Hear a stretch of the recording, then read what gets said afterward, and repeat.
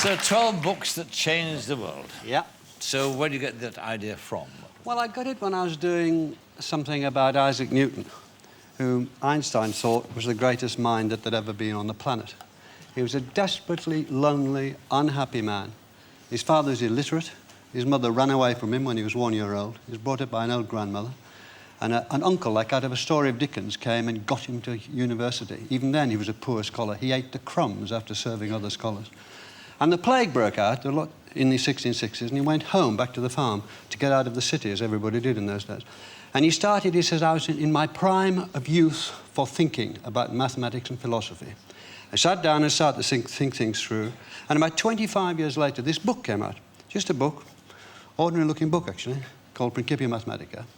And he'd just been, I think, trying to sort of solve his own pain and satisfy his own curiosity. And because of that book, as the centuries have unfolded, people jet across the Atlantic, their washing machines work, rockets go to the moon, and the moon's where it's supposed to be because Newton pointed out that gravity left it there. And on it goes because of that book. It all came out of the book, the 3 laws of motion, the law of gravity, and everything else he developed. And I wondered, you know that wars changed the world, and plagues changed the world, and climate changed the world, but books, it had never really hit me that books could change the world. I knew books could change individuals. We've all read a book and say, oh, I feel different from that. I feel yes. But that could change so many people and change the way humanity developed. And I looked around to see if I could find any others. But you chose 12 British books. Well, you know yourself, Michael, when you set on an enterprise like this, the thing is to get something to contain it. If I'd done world books, you would have ended up, of course, with the Quran, because of that, and Confucius, because of the Chinese, and so on. It was getting loose and baggy, and it was religion and science. And 2, I wanted to talk about leisure. I wanted to talk about the place of women. I wanted to talk about sex. I wanted to talk about industry. I wanted to talk about slavery and the emancipation of mankind.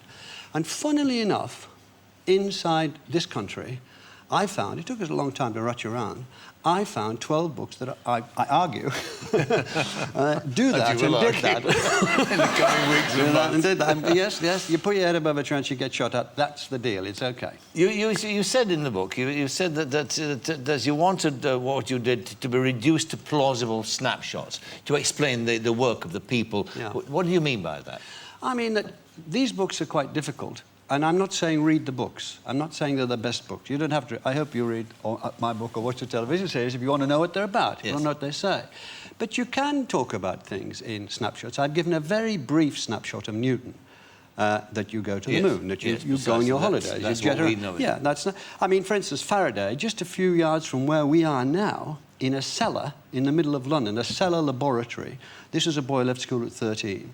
Became the greatest experimenter in history.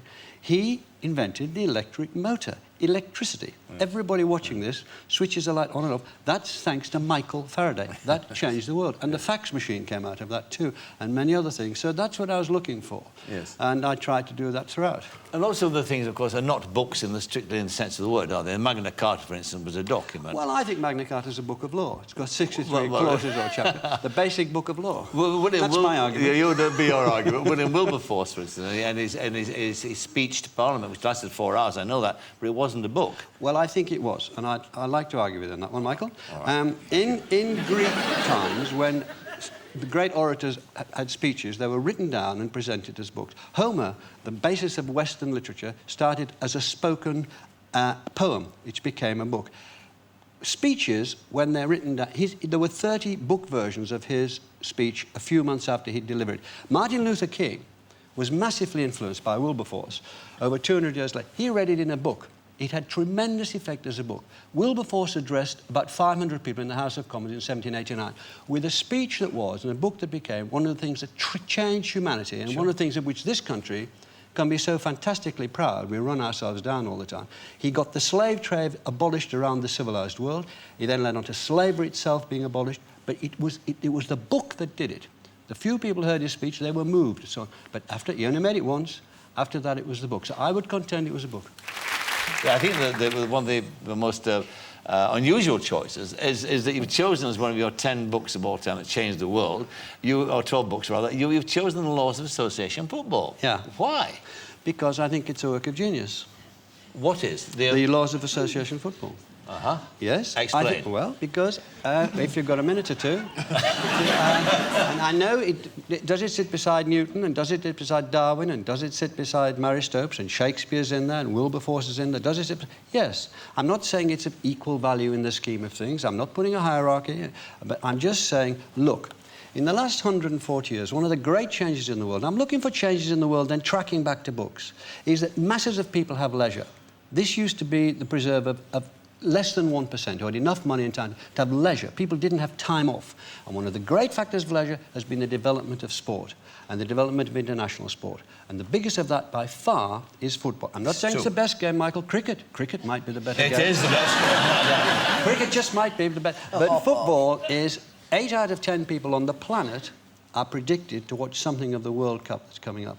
There are 20 million women play football, 25 million football clubs. I could go on and bore you, but what happened was this. Can I just say? You can. If you don't mind. No, I don't before mind. 1863, which is when these 12 people drew up these rules in a pub in London, ex-public school men, football was played with a pig's bladder, running around various places in various outposts, or it was played at public schools. Different games were played. And when these young men went to Oxford and Cambridge, each school played a different game, so they used to fall out with each other. That's how half-time started. They'd play one half of rugby rules and one half of Eton rules. Yes. Then they met and they said, we've got to sort this out. And they sorted it out. They had 13 rules, very little added to. And that game was like a pandemic. Before 1863, to all intents and purposes, nobody's playing this game. After 1863, it was the world game. Well, the genius is the simplicity of the game. The genius is the simplicity. I really mean that. I do mean that. And look what it led to. But look what it led to. I mean, and this is what I want to talk about, because you say in the book, in the chapter about it, you said it's claimed, I think rightly, that football has been more effective than anything else in Britain in combating racism. I think a lot of people would argue that quite the opposite is true. Well, I would, again, with the deepest respect, take issue with you on that. I mean, when you and I went... It's a meeting point. Nothing like it was 20 or 30 years ago. I think it's an illusion that... I really don't they've swept it on the carpet in a sense. It's still very bad, you know. And abroad, too. I mean, it's palpable abroad, and the World Cup's going to demonstrate that. Much less than it was. These things take time. Well, look, you brought up Wilberforce. Not very long ago, 6 or 7 generations ago, when he made his speech in Parliament, black people were considered to be objects, to be bought and sold, to be disregarded, to be shipped across. Even if half of them died, it didn't matter. The progress then has been massive. When black footballers came into English football, which is all I know about properly in terms of what goes on behind it, they were hooted out, and that's changed quite a lot. Well, it's changed such a lot. You support Arsenal. You talked to Thierry Henry about this, as I've done, you know? And I saw your interview with Thierry Henry, and I think Thierry Henry is living proof that racism has died away. Oh, no, indeed not. No, it's dying away. Well, no. I mean, also... It's about to die away. You're not getting off this one,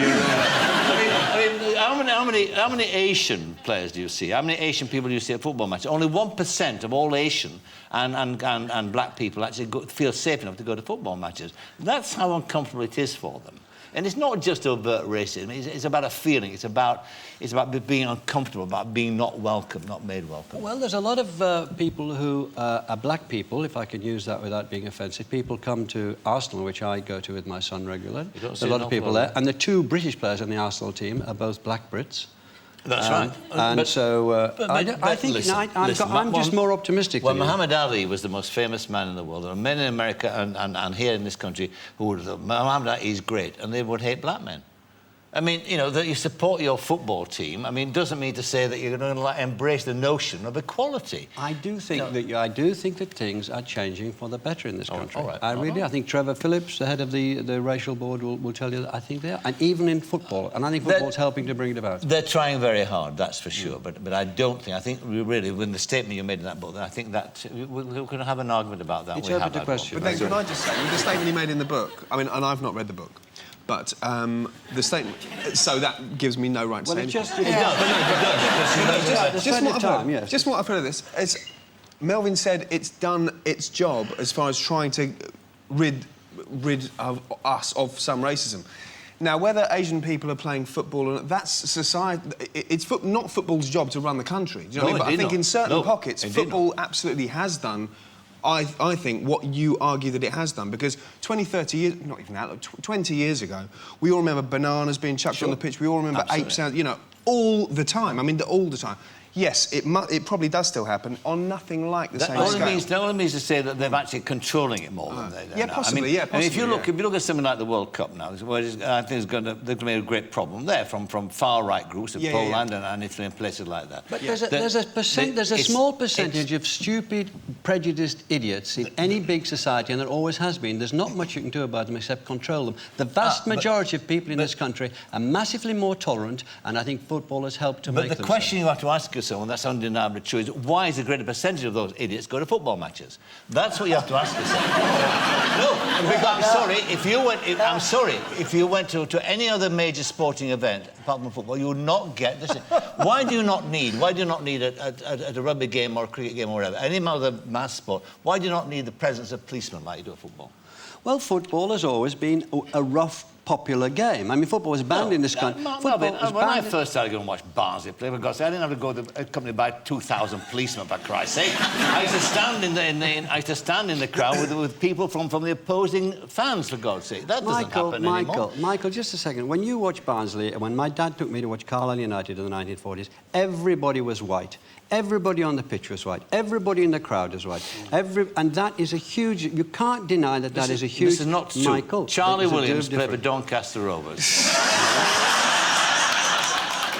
I rest my case. I'm glad the 12 books that changed the world has come back to Barnsley and Doncaster. and you accuse me of actually... No, listen, it's a kind of book you can argue about. I mean, that's the point of the kind of programme. No, it is. That's exactly right. That's what it should be. And the programme that you're doing, your first programme, which goes out tomorrow night, and it will start debate. Of course it will, and that's what you're about. You're an argumentative sort of Melvyn. You always have been. I've known you for too long. All right. I think we're done here. But the book is called 12 Books That Changed the World. It's a very fascinating subject and fascinatingly well done. All the best with that and the TV show. Thank you very much indeed for being my guest, Melvyn Bragg.